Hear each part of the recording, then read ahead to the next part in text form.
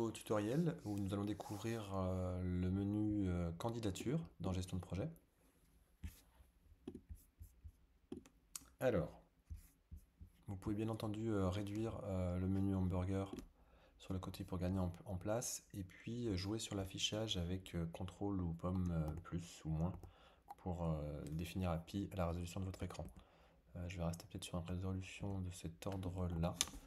Euh, donc du coup, le module candidature permet le suivi de vos candidatures, comme vous deviez l'avoir à une époque sur Excel, d'une manière un peu plus poussée, avec un lien avec le reporting notamment, et puis les liens de création de compétences.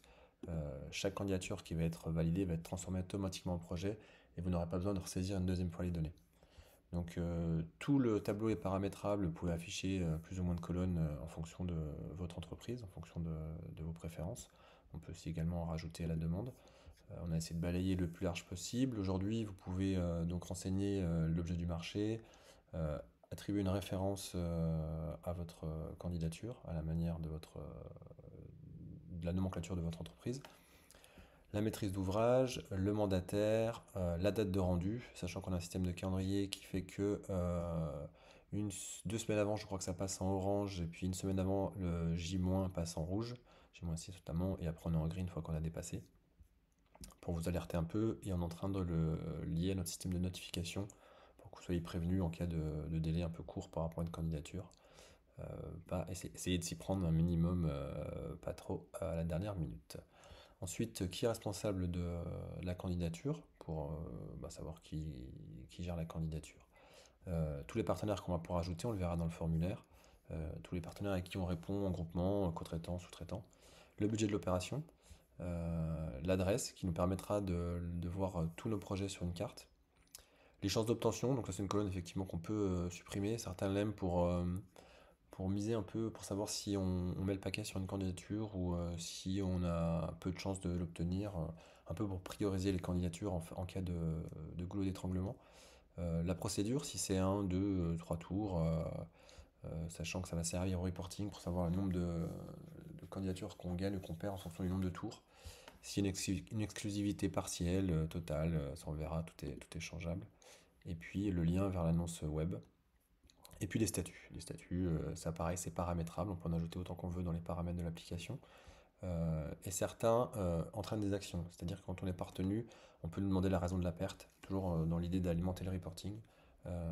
Voilà, ou quand on est retenu, la transformer directement en projet. Ça aussi, c'est paramétrable dans les paramètres, on peut décider de l'action qu'on affecte à un statut. Voilà, sachant que ces statuts définissent les colonnes de la vue Kanban, donc le nombre est illimité. Vous pouvez très bien voir vos candidatures sous cette façon-là pour avoir des étapes. Donc là, elles sont c'est complètement arbitraire, hein, mais certains ont 8 à 9 colonnes en fonction des degrés d'avancement, de relance, de signature, ce genre de choses. Et dès que vous changez le statut, vous n'avez plus qu'à déplacer votre candidature. Voilà, je vais revenir en vue tableau. Et puis oui, la vue carte, vous pouvez voir tous vos projets, toutes vos candidatures sur une carte. Alors, par contre, les autres sont peut-être pas définis. Voilà, petit à petit, vous pouvez dézoomer.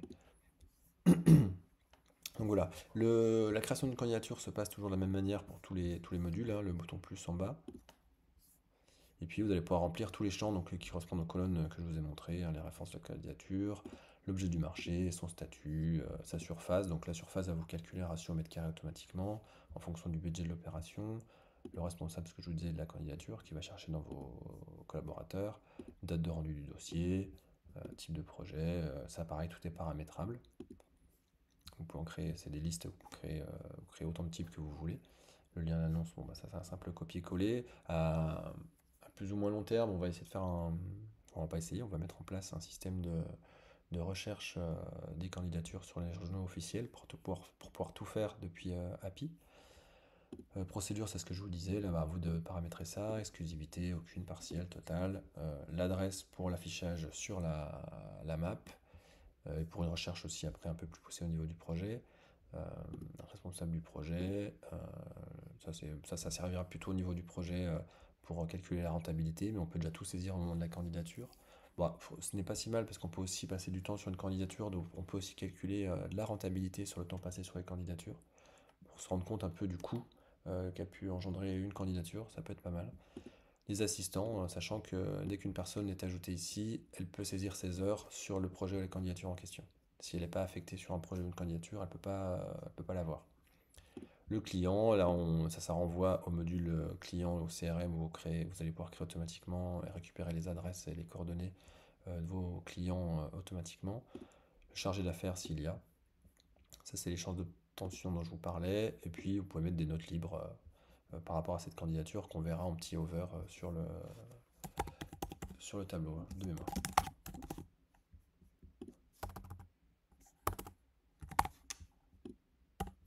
Tac. Sélection, là, on va pouvoir, donc dans cet onglet-là, on va pouvoir décider si on est juste un interlocuteur unique, si on est mandataire, co-traitant, sous-traitant. On va pouvoir ajouter nos partenaires, donc ajouter à chaque fois des compétences en fonction des candidatures. Si une candidature vous demande un architecte, vous allez pouvoir, j'ai pas d'exemple dans cette démo, décider s'il est co-traitant, ajouter une autre compétence. Vous avez besoin par exemple d'un BET acoustique sur cette candidature-là, et ainsi de suite, et il sera peut-être sous-traitant. Et là, ça va créer votre équipe. Ça va créer votre équipe et ça aura plusieurs incidences, on le verra plus tard. Et puis vous pouvez même décider des phases. Donc il y a tout un système de modèles de phases, c'est détaillé dans le tuto de gestion de projet.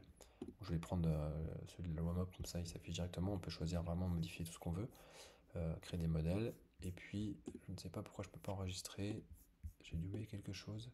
L'objet du marché, évidemment. On va faire un test. Candidature, là vous pouvez vraiment mettre ce que vous voulez. C'est vraiment API qui s'adapte à vous et pas l'inverse. Donc là, on va créer une ligne de test. Je ne sais plus ce que je voulais vous montrer sur ce tutoriel par rapport à ça. Voilà. En tout cas, ça nous crée une ligne. Ah, si je voulais rentrer dedans. Tac, on va rentrer dedans. Donc là, il y a un rappel de toutes les informations qu'on a saisies dans le formulaire, sur le premier onglet, les notes libres dont je vous parlais. Comme ça, si quelqu'un reprend la candidature, ben, il a des informations quand même qui sont laissées pour savoir ce qu'il y a à faire. Honoraires, on peut faire des simulations d'honoraires, c'est-à-dire on peut très bien donc indiquer le budget de l'opération et puis saisir des pourcentages, des taux de complexité, et puis décider du pourcentage de la phase. Vous allez pouvoir faire déjà des simulations pour répondre au calcul de vos honoraires. Vous pouvez aussi les faire au temps passé pour dimensionner un peu. Tous vos collaborateurs dans le module RH ont un taux journalier et un prix de revient qui sont entrés dans l'application.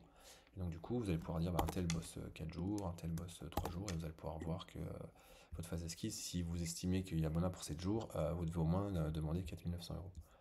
C'est un exemple. Vous pouvez très bien aussi indiquer des choses qui auraient été facturées avant API.